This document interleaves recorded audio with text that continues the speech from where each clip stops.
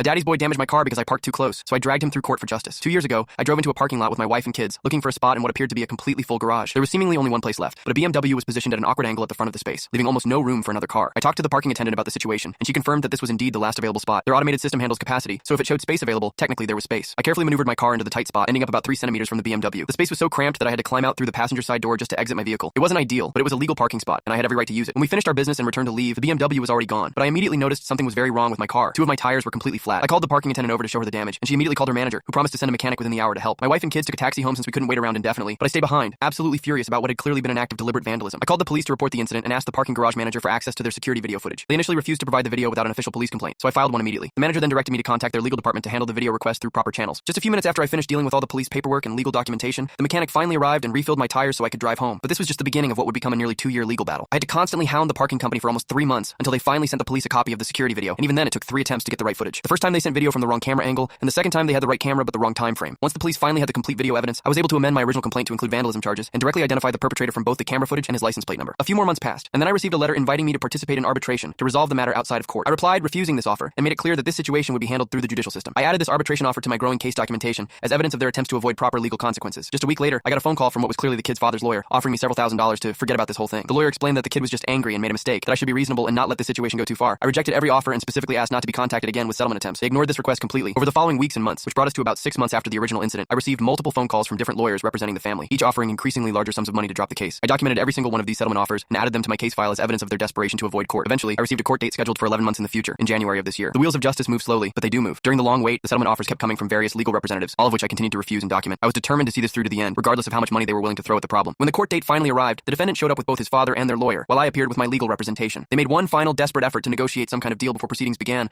but I denied their offer just like all the others. The actual trial was surprisingly quick, because the video evidence was absolutely devastating to their case. You could clearly see this entitled kid walk up to my car, examine the tight parking situation, make several angry gestures, then deliberately pull out a tool, get out of his BMW, and systematically deflate my tires in an obvious act of revenge. There really wasn't much he could say in his defense when faced with such clear video evidence of his crime. The adjudication went completely in my favor, and the verdict was common vandalism with serious consequences. He was assigned 50 days of fines at 50% of his income, which worked out to approximately $1,700 plus 90 days of home arrest. His family immediately appealed the decision, but their appeal was thrown out just a few weeks ago, and last week I received official confirmation that the verdict is now final and legally binding. The payment deadline was set for October 10th of this year, with the stipulation that if payment isn't received by then, his home arrest automatically converts to actual jail time. They called yesterday asking for my bank account information and made the full transfer today. So this Monday, I'll be reporting payment received and officially closing this 2-year legal journey. It's been a long road, but justice was finally served. So Martin, if you happen to use Reddit or see this story, I hope you're enjoying your home arrest. And it's really too bad that your university doesn't accept home arrest as a valid excuse for missing classes, meaning you'll lose all your credits this academic cycle. Maybe next time you'll think twice before deciding to mess with someone else's property just because you're having a tantrum about a parking situation. Sometimes the consequences of our actions take a while to catch up with us, but they always do eventually. Your daddy's money couldn't save you from facing the real-world consequences of your entitled behavior, and hopefully this experience teaches you something about respecting other people's property.